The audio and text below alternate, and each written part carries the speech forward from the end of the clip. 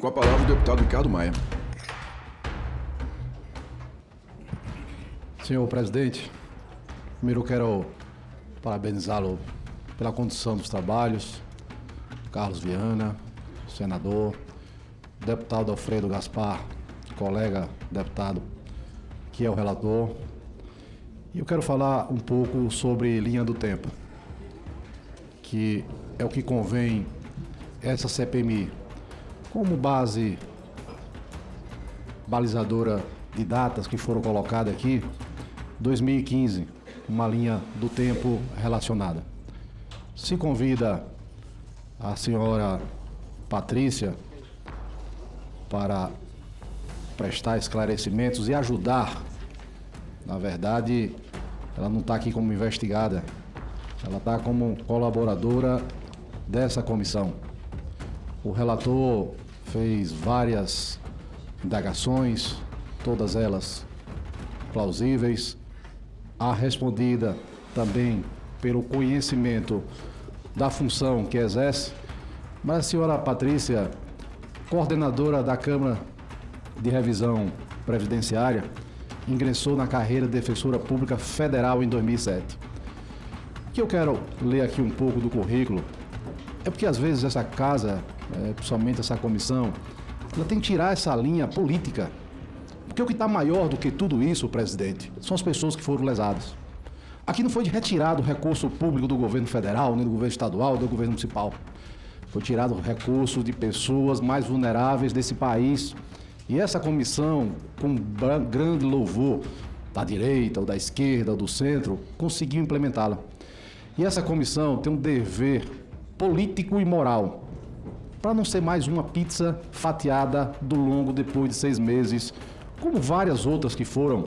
E eu falo como cidadão brasileiro, que é o meu primeiro mandato como deputado federal, que quando se inicia, já se diz que é uma pizza, só que agora é muito grave.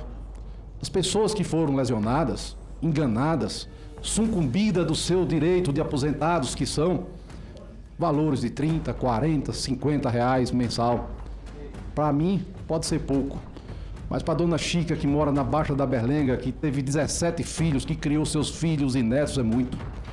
E essas pessoas, quero de nós parlamentares, que sejamos maior do que Lula, do que Bolsonaro, do que Temer, do que Dilma, que foram presidentes dessa república, que essa linha do tempo nunca vai passar na minha cabeça que um presidente da república é conivente com o roubo dos aposentados. Nunca vai passar pela minha cabeça.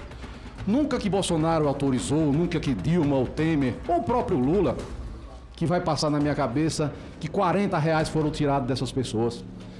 A dona Patrícia, que quer lhe associar a partido político, às vezes, por resposta não pela função de defensora. A senhora é uma defensora pública, a senhora veio aqui para nos ajudar. Então eu quero aqui, presidente, muitas perguntas eu formulei para fazer à dona Patrícia, mas foram perguntadas pelo eficiente deputado Gaspar, por vários colegas aqui que estão nessa casa. Mas eu tenho uma pergunta, porque ela citou 2019 e foi contraditada exatamente porque disse que no cargo 2019, mas pela imprensa anteriormente.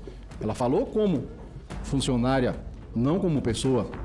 Dona Patrícia, quais foram as ações da DPU em respostas às denúncias dos descontos de empréstimos consignados que explodiram durante 2019 a 2022? Se houve alguma ação civil pública? Em 2019? De 19 a 22. Não houve ação civil pública ajuizada, mas houve atuação tanto extrajudicial quanto judicial nos casos individuais. Todos os casos e atendimentos que foram feitos pelos defensores públicos federais, quando viáveis juridicamente e havia documentação, foram ajuizados nas diversas subseções judiciárias da Justiça Federal, onde há DPU, em nome desses assistidos. Então, nessas ações judiciais que foram ajuizadas, se buscou ali a suspensão, o ressarcimento em relação a esses descontos que foram feitos, em alguns casos, danos morais. A Defensoria chegou a recomendar medidas administrativas ao INSS, ao Ministério e ao Ministério da Previdência na época, entre 19 e 22? Somente por meio do GTI da Previdência, que eu tenho conhecimento. Essas medidas administrativas, elas iniciaram ali com a participação da DPU no GTI, que iniciou a partir de 2020. Esses apontamentos foram feitos através desse grupo de trabalho e através das defensorias, a Defensoria Nacional de Direitos Humanos e as defensorias regionais de direitos humanos da DPU. O defensor que atua nesses ofícios ou nessa função, ele tem a prerrogativa não só de ajuizar uma ação civil pública, mas como fazer uma atuação extrajudicial. Nesse sentido, a Defensoria Pública da União prioriza muito a resolução extrajudicial, porque muitas vezes ela é mais efetiva. Não basta eu ajuizar uma ação civil pública que depois ela não vai ser devidamente executada, por vários motivos e questões operacionais. Então, a avaliação ela é feita pelo defensor de ajuizar uma ação ou fazer uma recomendação ou uma atuação extrajudicial. Isso em termos coletivos.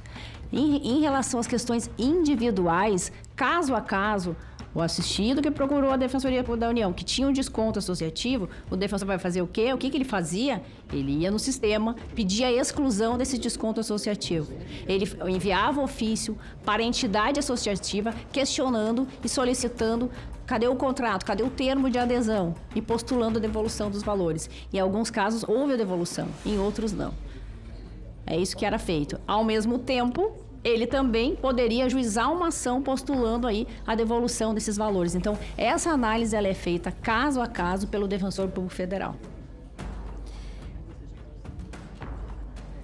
É possível constatar algum padrão regional, mais reclamações em determinados estados, ou o problema é generalizado em todo o país? Se houve um ranking de bancos que são maiores alvos das queixas e das entidades, há algum levantamento com o cruzamento desses dados? Eu acredito que o problema é generalizado no âmbito nacional, ele não está restrito a algumas ou não regiões. Esses levantamentos de dados, eles foram realizados pelos órgãos competentes de controle, de fiscalização. O Tribunal de Contas da União tem dados, a Controladoria Geral da União tem dados. A Defensoria Pública da União tem dados com base nos processos de assistência jurídica que são abertos em virtude dos atendimentos que são feitos pelas pessoas assistidas que não possuem condições de pagar um advogado. Então, os dados que a Defensoria Pública da União são a partir das ações que foram ajuizadas. E, inclusive, todas as ações que foram ajuizadas pela Defensoria Pública da União em relação a descontos associativos podem ser solicitados, inclusive, ao próprio Poder Judiciário. Já em 2019, o atual presidente da época emitiu um MP 871 de 2019. Louvável MP, mas com conhecimento já das fraudes do INSS já no início do seu governo. Mas o projeto, o que me causou estranheza, o presidente vetou ainda o dispositivo que proíbe a instituições financeiras que possuem acordo ou convênio com o INSS de direcionar publicidade, ofertas e empréstimos pessoais ou cartão de crédito para os benefícios do INSS. O Ministério alega que a proibição atenta contra os princípios da livre iniciativa prevista na Constituição. Muito obrigado. É a última pergunta, deputado. Pois não, a resposta. O deputado se refere à medida provisória que fala da revalidação dos descontos, é isso?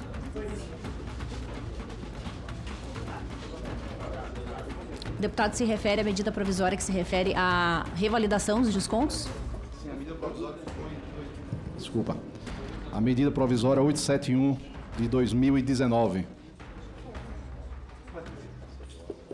Sim, o que houve em relação aos descontos associativos é que havia uma determinação de que seria feita a revalidação desses descontos de forma anual e a legislação foi alterada.